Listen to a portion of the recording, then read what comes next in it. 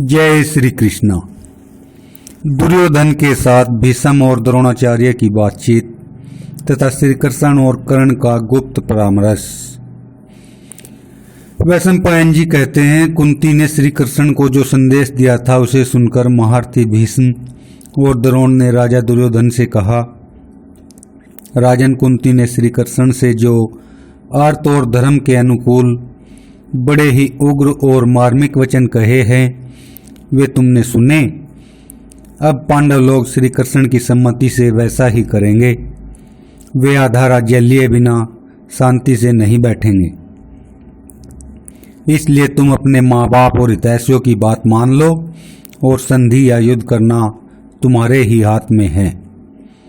यदि इस समय तुम्हें हमारी बात नहीं रुचती तो रणांगण में भीमसेन का भीषण सिंहनाद और गांडीव की टंकार सुनकर अवश्य याद आवेगी। यह सुनकर राजा दुर्योधन उदास हो गया। उसने मुंह नीचा कर लिया तथा भौहें सिकोड़कर टेढ़ी निगाह से देखने लगा। उसे उदास देखकर भीष्म और द्रोण आपस में एक दूसरे की ओर देखकर बात करने लगे। भीष्म ने कहा, युधिष्ठिर सदा ही हमारी सेवा करने को तत्पर रहता है। वह कभी किसी से ईर्ष्या नहीं करता तथा ब्राह्मणों का भक्त और सत्यवादी है। उससे हमें युद्ध करना पड़ेगा। इससे बढ़कर दुख की और क्या बात होगी। द्रोणाचार्य बोले, मेरे पुत्र अश्वत्थामा की अपेक्षा भीम अर्जुन में मेरा अधिक प्रेम है। वह भी बड़ा विनीत है और मेरा बड़ा मान करता है। अब अक्षात्र धर्म का आश्रय लेकर पुत्र से भी बढ़कर प्रिय उस धनंजय से ही मुझे युद्ध करना पड़ेगा। इस अक्षात्रवर्ती को धिक्कार है। दुर्योधन, तुम्हें कुरुवृद्ध भीष्म, मैं विदुर और कृष्ण सभी समझाकर हार गए, परंतु तुम्हें अपने हित की बात सुहाती ही नहीं। देखो, हम तो बहुत दान, हवन और स्वाध्याय कर चुके हैं। हमने धन आदि देकर ब्राह्मणों को भी खूब तृप्त किया है और हमारी आयु भी अब बीत चुकी है। इसलिए हमने तो जो करना था सो कर लिया, किंतु पांडवों से वैर ठानकर तुम्हें बड़ी विपत्ति भोगनी पड़ेगी। तुम्हारे सुख, राज्य, मित्र और धन सभी का सफाया हो जाएगा। अतः उन वीरों के साथ युद्ध करने का विचार छोड़कर तुम संधि कर लो। इसी में कुरुकुल की भलाई है। अपने पुत्र, मंत्री और सेना का पराभव न कराओ। इधर श्री कृष्ण जब कर्ण को रथ में बैठाकर हस्तिनापुर से बाहर गए तो उन्होंने उससे तीक्ष्ण, मृदु और धर्मयुक्त वाक्यों में कहा, कर्ण, तुमने वेद वेता ब्राह्मणों की बड़ी सेवा की है और उनसे परमार्थ तत्व संबंधी प्रश्न किए हैं। पर मैं तुम्हें एक गुप्त बात बताता हूं। तुमने कुंती की कन्यावस्था में उसी के गर्भ से ही जन्म लिया है। इसलिए धर्मानुसार तुम पांडु के ही पुत्र हो। अतः शास्त्र दृष्टि से तुम ही राज्य के अधिकारी हो। तुम्हारे पितृपक्ष में पांडव है और मातृपक्ष में यादव। तुम मेरे साथ चलो। पांडवों को भी यह मालूम हो जाए कि तुम युधिष्ठिर से भी पहले उत्पन्न हुए कुंती के पुत्र हो। फिर तो पांचों पांडव, पांचों द्रौपदी के पुत्र और अभिमन्यु तुम्हारे चरण छुएंगे तथा पांडवों का पक्ष लेने के लिए एकत्रित हुए राजा, राजपुत्र और वृष्णि तथा अंधक वंश के सब यादव भी तुम्हारा चरणावंदन करेंगे। मेरी इच्छा है कि धौम्य मुनि आज ही तुम्हारे लिए होम करे और चारों वेदों के ज्ञाता ब्राह्मण लोग तुम्हारा अभिषेक करें।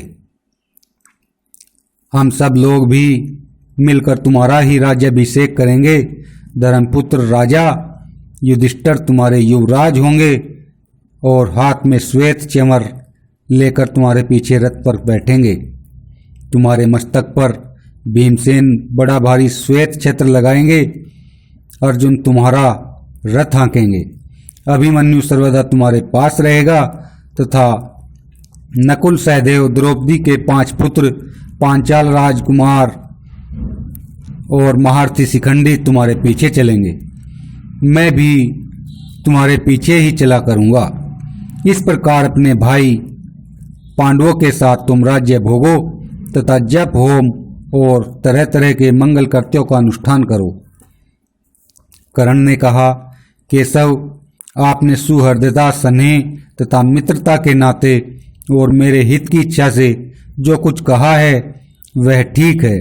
इन सब बातों का मुझे भी पता है और जैसा आप समझते हैं वह ठीक है। इन सब बातों का मुझे भी पता है और जैसा आप समझते हैं धर्मानुसार मैं पांडु का पुत्र ही हूँ। कुंती ने कन्यावस्था में सूर्यदेव के द्वारा मुझे गर्भ में धारण किया था और फिर उन्हीं के कहने से त्याग दिया था।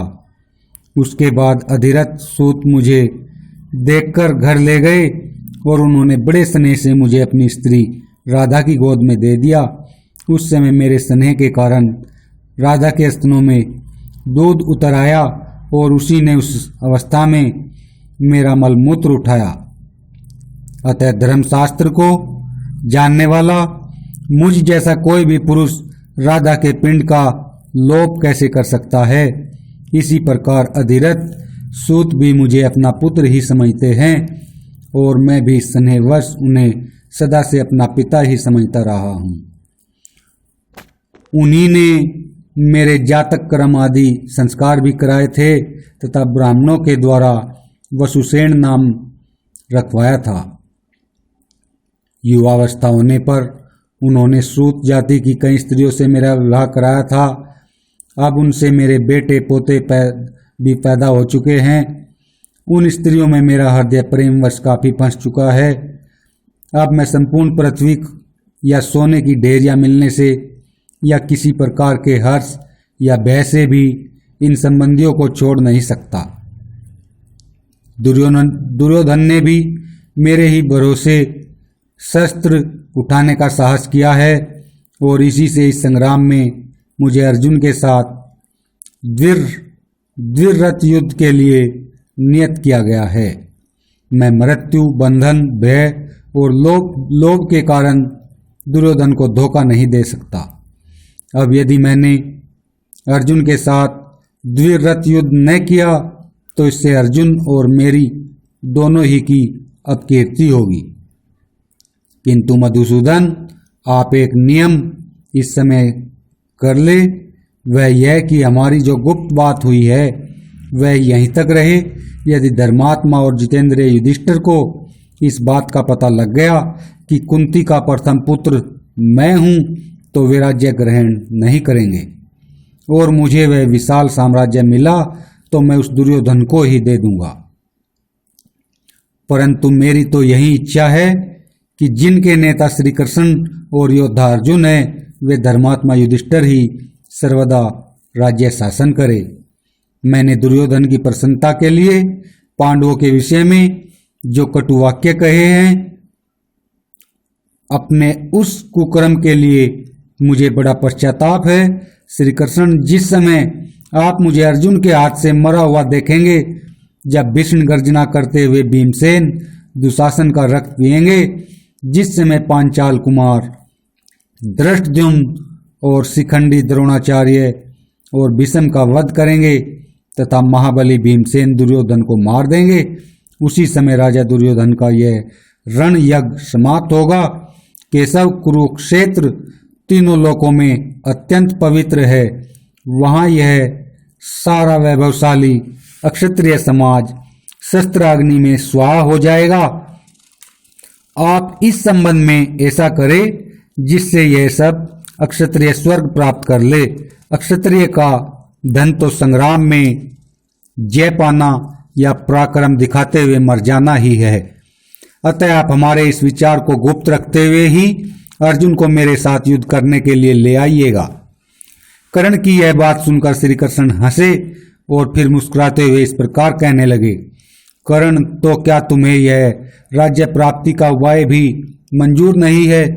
तुम मेरी दी हुई पृथ्वी का भी शासन नहीं करना चाहते? इसमें तो तनिक भी संदेह नहीं है कि जय पांडवों की ही होगी। अच्छा, अब तुम यहाँ से जाकर द्रोणाचार्य, भीष्म और कृपाचार्य से कहना कि यह महीना अच्छा है, इस समय फलों की अधिकता है, मक्खियाँ कम हैं, कीच सूख गई है, जल में स्वाद आ गया है तथा विशेष गर्मी व ठंडी भी नहीं है। अच्छा सुखमय समय है।